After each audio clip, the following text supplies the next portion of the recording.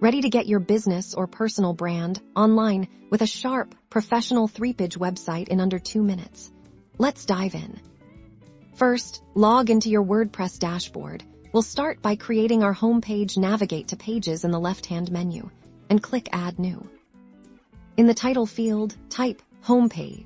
Now, use the block editor to add some engaging content. Think about your primary message, a brief introduction, or a call to action. You can add text blocks, image blocks, or even a cover block for a strong visual impact.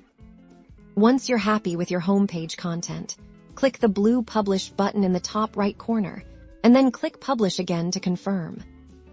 Great! Now, let's add our About page. Go back to Pages and click Add New again.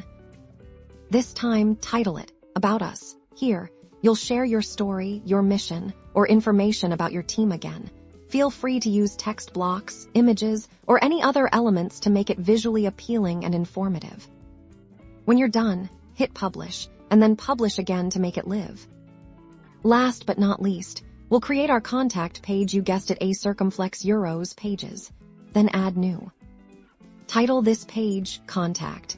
For this page, you'll want to include your contact information like email address, phone number, and physical address if applicable for a more interactive experience.